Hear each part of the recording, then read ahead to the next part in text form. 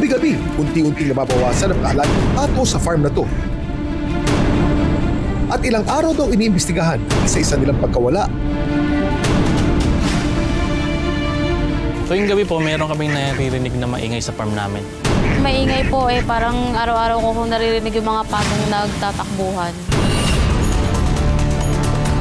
Ang salarin sa misteryong ito, huli sa CCTV. Malalaman nyo na mamaya.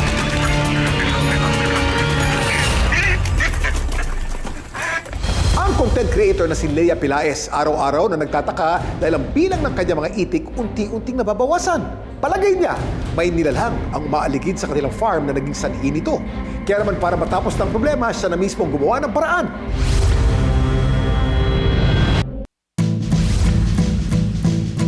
Mahilig sa hayop ang pamilya ni Lea, aka Yasumiao.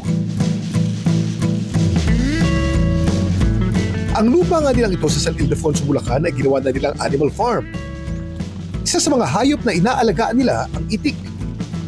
Yung mga itik namin, nagsimula sila sa 6 tapos dumami. So far, ang nagastos namin para sa feeds ay mga nasa kulang-kulang 10,000 pesos. Nabili namin siya sa kapitbahay lang din namin.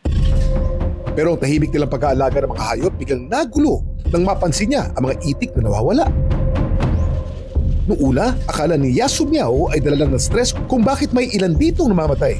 Napansin namin na parang nababawasan yung mga itik namin. And also yung sign is may nakikita kami kada umaga na patay na itik. So 46 na lang silang natitira ngayon na supposed to be dapat nasa 100 plus na. Noong una, yun lang yung hinala namin, na stress lang talaga until nakita namin sa CCTV footage.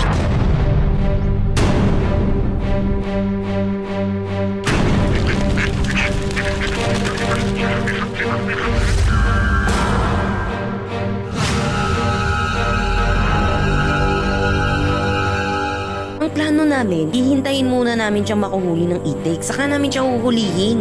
Ang vlog na ito ni Yasumiao na nagpas 6 minutes, umani na ng 18 million views. At dito, detalyado niya inilahad ang resulta ng kanyang investigasyon. Simula nung nabawasan yung isa naming peking duck, sa pulang naman sila, naging 9 na lang, doon na talaga namin ni-review yung CCTV at nakita nga namin.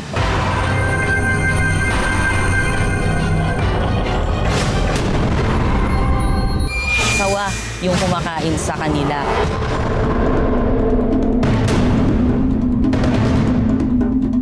Ang salarin pala sa pagkawala ng mga pato, ang ilang mga ahas na paghalaga sa loob ng kanilang farm. Isa lang ang python species sa Pilipinas, itong reticulated python. Kung ang anaconda, ang largest snake in terms of volume, ang pinakamahaba naman in terms of length, ay ang python natin, reticulated python o sawa. Dami mo alam, Kuya Kim! Dami mong alam, Kuya Kim! Simula raw nang malaman ni Yasumiao kung ano kumakain sa mga alaga nila, lagi na raw silang nagbabantay sa kanilang CCTV. Yung una, akala namin isa lang yung sawan. Pero napansin namin na iba-iba yung sizes nila at napagtanto namin na 3 pala silang nanguhuli ng aming mga itik. Hinanda ni Yasumiao ang lahat ng kailangan para maging successful ang panghuli niya sa nambibiktima ng kanilang mga itik. Talagang pinaghandaan namin. Lagi namin chinecheck yung CCTV. Halos napupuyat na kami kakacheck sa CCTV. At bumili na rin kami ng mga panghuli ng sawa.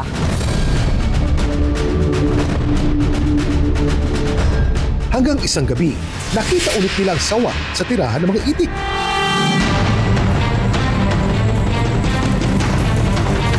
Yun nga, para siyang nakaramdam na hindi na siya nanghuli ng itik despite na ang tagal niya naghihintay. Umalis na lang siya bigla bago pa kami makadating dito sa lugar na to. Pero nung nireview nila ang kuha ng kanyang phone, nalaman nila kung saan dumadaan ang ahas. Dito dumadaan yung sawa sa may ugat na to. Dito siya nakasabit. Tapos nagiintay lang siya. Hindi siya totaling pumapasok sa kulungan. Nagiintay lang siya ng may lalapit sa kanya na itik. Sa kanya, susunggaban.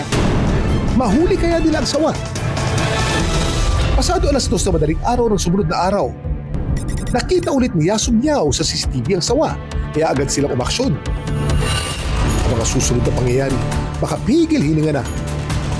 Hinawakan ko na yung buntot niya, kahit ayaw ng asawa ko. hinila ko na talaga siya sa bunto. Unahin mo yun. So siguro mga nasa 10 feet yung haba niya or baka mahigit pa. Tapos yung lakas niya para akong nakikipag-agawan sa tao din.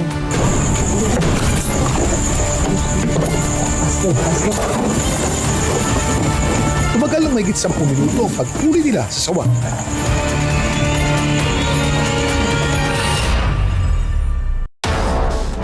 Makalipas ang isang buwan, nahuli rin nila ang isa pang ahas na mas malaki pa kaysa sa nauna. Ang mga sawa tinurn over ni Yasumiao sa kanilang barangay. Ngayon, mas ligtas na raw ang mga natitirang pato ni Yasumiao. Yung nahuli namin, yung dalawang malaking sawa, medyo na-relieve naman kami na safe na yung mga pato namin at mga itik namin dahil gumawa na rin kami ng countermeasures gaya ng paglalagay ng maliwanag na ilaw dito sa kulungan nila. Ang ahas, makita man natin sa ating bakuran at maghatid ng panganib sa ating alagang hayop. Huwag sana nating kalimutan, tulad natin sila, gumagawa lang ng paraan para mag-survive. Ang dami mong alam, Kuya Kim! Dami mong alam, Kuya Kim! At dapat, kayo rin.